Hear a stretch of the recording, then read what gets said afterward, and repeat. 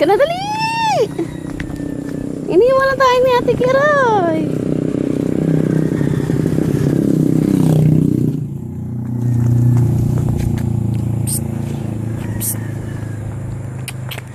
Tatakbo na ako, madam eh.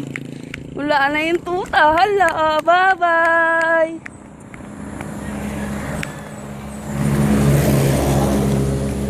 Hala, tinanggal yung tsinelas.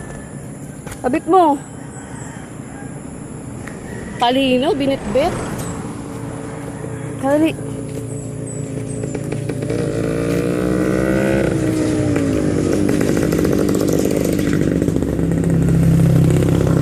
Uy, pagod ka na? Pagod na ikaw? Exercise niya na. Galing-galing ah. Mababawasan lang yun ng 1 kilo ah.